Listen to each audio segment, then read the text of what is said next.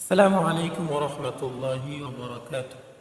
সকলকে আন্তরিক প্রীতি, শুভেচ্ছা ও অভিনন্দন জানিয়ে শুরু করছি আজকে গুরুত্বপূর্ণ কিছু বিষয় নিয়ে। বিষয়গুলো অনেক আগেই বলবো বলে আশা করছিলাম, ভাবছি বিষয়গুলো কিভাবে বলা যায়, আর যেগুলো আসলে সকলের জানাও দরকার, পাশাপাশি অনুধাবন করা দরকার। আমরা যে দল, যে মত, যে পথেরই হই না কেন, তবে আমাদের ধর্ম ইসলাম। ইসলাম ধর্মের আবিধানিক শব্দের অর্থ হচ্ছে আত্মসমর্পণ করা, আর সমস্ত আত্মসমর্পণ হবে একমাত্র আল্লাহ রাব্বুল আলামিনের দরবারে। এক্ষেত্রে বিশেষে ইসলামকে সামনে রেখে কোরআন আমাদের হাতিয়ার, আমাদের সব সম্বল ও বল, এটা আমরা মানব এবং মানার চেষ্টাও করব। এ আদলে আমাদের কাজ, নীতি নৈতিকতা ও সামনের পথ চলা, সবকিছু মিলিয়ে আমি যেটা বলতে চাই, সংক্ষিপ্ত আঙ্গিকে আমি ছোট পরিসরে বলবো এতটুকুই। বিশেষ করে আমাদের ছাত্র ভাইরা বৈষম্য বিরোধী আন্দোলনে সেই আগস্টের শুরু লগ্নে, এর আগে থেকেই এই আন্দোলন কয়েক দফা নিয়ে শুরু হয়ে সর্বশেষে এক দফা মাত্র আন্দোলন শেষ হয়। আর আন্দোলনের প্রায় লক্ষাধিক ছাত্র ভাইরা জীবন দিয়ে দুনিয়া থেকে শহীদ বরণ করে, পাশাপাশি অনেক ছাত্র ভাইরা আহত অবস্থায় বিভিন্ন মেডিকেল হসপিটালে মৃত্যুর শয্যা আছে, কারো কারো অঙ্গহীন হয়ে গেছে। তো সবচেয়ে বড় বিষয় হলো তাদের যারা শহীদ হয়েছে তাদের জন্য রুহের মাগফিরাত কামনা, যারা আহত অবস্থা আছে তাদের অতি দ্রুত সুস্থতা কামনা আমরা করি। আল্লাহ যেন তাদেরকে সুস্থ করে দেয়, তাদেরকে আবার আমাদের মাঝে ফিরিয়ে আনে। সবচেয়ে বড় লক্ষণীয় বিষয় হলো এটা যে এখন দেখা যায় বিশেষ করে আওয়ামী লীগ এর সাধারণ আগে একটি নাম ছিল, যেটার নাম ছিল মুসলিম লীগ, সেটাকে আওয়ামী মুসলিম লীগ, তো সেখান থেকে মুসলিম কেটে শুধু আওয়ামী লীগ এটা দেয়। পাশাপাশি সংবিধানে বিসমিল্লাহ থাকে, বিসমিল্লাহও কেটে দেওয়া হয়।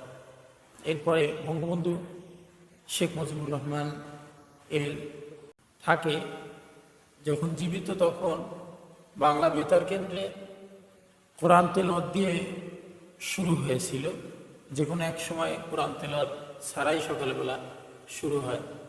তখন বঙ্গবন্ধু শেখ মুজিবুর রহমান আবার পুনরায় এটার জন্য চার্জ এবং এটার জন্য বাধ্যবাধকতা করে। সব কিছু মিলিয়ে এগুলো সব পর্যায়ক্রমে বাদ দেওয়া হয়। তো আমাদের লক্ষণীয় বিষয় হলো এটা যে সেই এত বড় একটি প্রতিষ্ঠিত সংগঠন, প্রতিষ্ঠিত দল আওয়ামী লীগ, এই আওয়ামী লীগের ছাত্র ভাইরা, যেটাকে বলে ছাত্রলীগ, এই ছাত্রলীগের কিছু অতি উৎসাহী ভাইরা, তারা এই দ্বিতীয়বারের মতো স্বাধীনতা অর্জন, আমরা যেটাকে ৭১ সাল দেখিনি, ৭ই মার্চ এর ভাষণ দেখিনি, ২৬শে মার্চ এর স্বাধীনতা দেখিনি, তবে আমরা ২০২৪ সালের স্বাধীনতা দেখছি।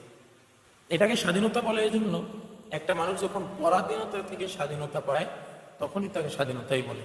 আর এদেশের হাজার লক্ষ কোটি মানুষ বিভিন্ন রকমের পরাধীনতার মধ্যে, মানুষের অন্যত্র অনুগতের মধ্যে ছিল, যেখান থেকে মানুষ এখন বের হয়ে বুক ফুলে মুখ খুলে কথা বলার স্বাধীনতা পেয়েছে, সেটাকেই আমরা স্বাধীনতা বলি।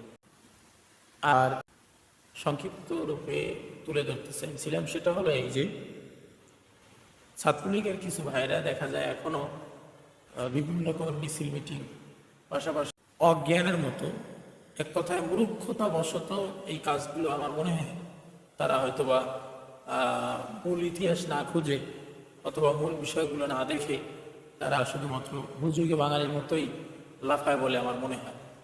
দল ক্ষমতা এটা মূল বিষয় না, মূল বিষয় হলো সত্য যেটা সত্য, সাদা যেটা সাদা, এমন চোখে যেটা দেখা হয় তেমনটা।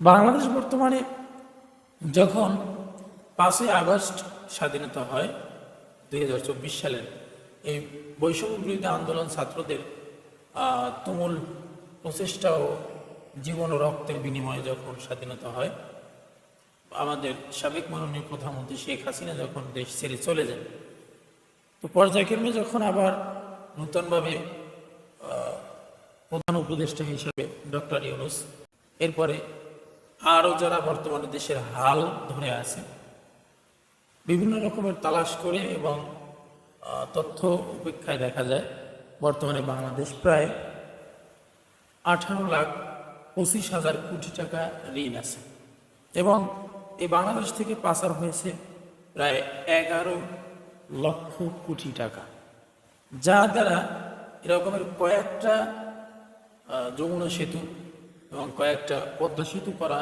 সম্ভব বলে আশা করা যায়। এতগুলো টাকা, এতগুলো অর্থ, এত কিছু যদি এতটুকু ছোটখাটো পরিসরের দেশ, যে দেশটা মানচিত্রের ভিতরে খুঁজেও পাওয়া যায় না, এত কিছু যদি হয়ে থাকে বা করতে পারে, সেখানে কি আপনি বলবেন যে আগেই ভালো ছিল? আয়নাঘরের মতো ঘর, যেখানে একটা মানুষ থাকা অবস্থায় সে দিন কখনো হয়, রাত কখনো হয়, সূর্যের তাপ, চাঁদের আলো যদি সে না দেখে, না পায়, তাহলে কত বড় অপরাধ করলে আয়নাঘরের মতো এমন একটা ঘরে থাকা যায়? আজকের কয় তারিখ তা সে জানে না, কি মাস সেটাও সে জানে না, কোন সাল চলতেছে সেটাও জানে না, কত বছর হয়ে যাচ্ছে তার কোনো হদিস নাই। এমনকি দেখা যায় তার আত্মীয় স্বজন, পাড়া প্রতিবেশী যারা আছে, তারাও জানে না সে কোথায় আছে, সে নিজেও জানে না কোন অবস্থায়, কোন হালতে এখন বর্তমানে থাকবে বা আছে। সবচেয়ে বড় কথা হলো, একটা মানুষ যদি কোনো ভুল করে, অপরাধ করে, তখন সে নত শিকার হয় বা যে কোনো শাস্তি মাথা পেতে নেয়। কিন্তু যদি অপরাধ না করে, তাহলে তার শাস্তিটা আরো কঠিন এবং অসহ্যকর মনে হয়।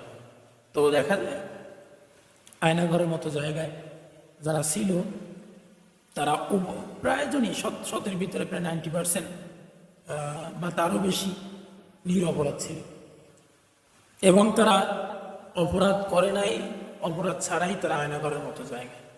আয়নাঘরের মতো এত বড় একটা কঠিনতা জায়গা যারা তৈরি করতে পারে, পিলখানার হত্যা যারা করতে পারে, শাপলা চত্বরে গণহত্যা যারা করতে পারে, 2024 সালে বৈষম্য বিরোধী আন্দোলনে ছাত্রদের, হাজার হাজার ছাত্রদের যারা শেষ করে দিতে পারে, তাহলে এত কিছু জানার পরেও, দেশের এত ঋণ, এত কিছু জানা মানার পরেও কি আপনি বলবেন আগেই ভালো ছিল?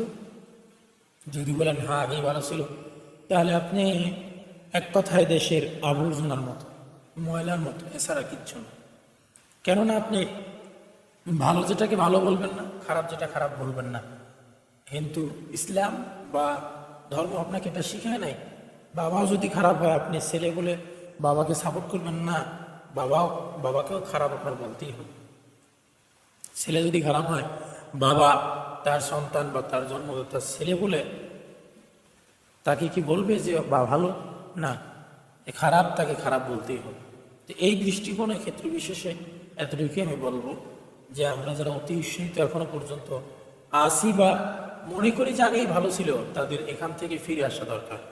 দেশকে আমরা সুন্দর সমৃদ্ধি করি, দেশকে আমরা আবার পুনরায় নূতন স্বাধীন হিসাবে আমরা দেখি এবং নিজের বাকশক্তি, নিজের মেধাশক্তি, নিজের ক্ষমতা, নিজের বল প্রয়োগ করার মতো আল্লাহ আমাদের তৌফিক সুযোগ দান করুন। সবচেয়ে বড় বিষয় হলো, আমরা সব হাতের নাগালে পাওয়ার পরে ইসলাম ও কোরআনকে যেন ভুলে না যায়। কেননা ইসলাম আপনাকে শিখিয়েছে বৈষম্য কিভাবে দূর করতে হয়, ইসলাম আপনাকে শিখিয়েছে কিভাবে আপনি সমাজে নেতৃত্ব দিবেন, ইসলাম আপনাকে শিখিয়েছে আপনি কিভাবে মাথা উঁচু করে কথা বলার সাহস নেবেন। কোরআন আপনাকে শিখিয়েছে বিনয় কিভাবে হতে হয়, কোরআন আপনাকে শিখিয়েছে কিভাবে সমাজকে রক্ষা করে আপনি একজন রক্ষক হতে পারে। এই সব কিছু কোরআন, হাদিস এবং ইসলাম, যার জন্য আমরা ইসলামকে আঁকড়ে ধরি, ইসলামের সঠিক পথ ও মত অনুসারে আমরা চলার চেষ্টা করি।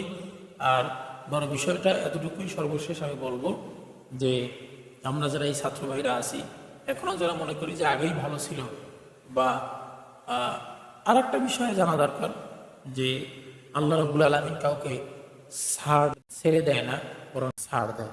ছাড় দেওয়াটা স্বাভাবিক। ছেলে বাবাকে ছাড় দেয়, বাবা ছেলেকে ছাড় দেয়, ওস্তাদ ছাত্রকে ছাড় দিতে পারে, কর্মচারীকে মালিক ছাড় দিতে পারে, বরং তাকে ছেড়ে যে দিবে সেটা কখনোই হয় না। এইটাই সবচেয়ে বড় কথা বছর শেষে যেমন ব্যবসার একটা হিসাব হয়, মাস শেষে যেমন টাকার একটা হিসাব হয়, সারাদিন বেচা কেনার পরে যখন দিন শেষে রাতে যখন একটা হিসাব হয়, ঠিক আল্লাহ রাব্বুল আলামিনের সব কিছু পেরিয়ে যখন আপনি উতরে যান, তখন আল্লাহ একটা আপনাকে অটোমেটিক হিসাব নেয়। এই হিসাবে যদি বান্দা ধরা পড়ে, দুনিয়ার সময় তো এমন যে পালিয়ে আপনি কোথাও গিয়ে একটা রক্ষার জায়গা পেলেন, থাকার আশ্রয় পেলেন, কিয়ামতের ময়দানে কিন্তু এমন কোনো জায়গা একমাত্র আল্লাহর আরশের ছায়াতলে ব্যতীত অন্য কোনো ছায়া আপনি পাবেন না। সব কিছু মিলিয়ে আমি এর কথা বাড়াতে চাই না, এতটুকুই বলবো যে ছাত্র ভাইরা অথবা যে আমজনতা, সাধারণ পাবলিক সহ শিক্ষিত জনতা, শিক্ষিত সমাজের মানুষ যারা আছি, আমরা দল ও মতের কারণে, ক্ষমতা ও বলের কারণে আমরা কালোকে সাদা বলবো না, এক কথায় মিথ্যাকে সত্য বলা যাবে না। সব কিছু মিলিয়ে এতটুকুই আমরা আল্লাহ রাব্বুল আলামিনের কাছে তৌফিক কামনা করি। আল্লাহ যেন আমাদেরকে সঠিকভাবে সঠিক মতে থাকার ও চলার তৌফিক দান করে এবং সঠিকটা বোঝার জন্য আল্লাহ আমাদের সুযোগ ও মেধা আল্লাহ বাড়িয়ে দেয়। আমিন।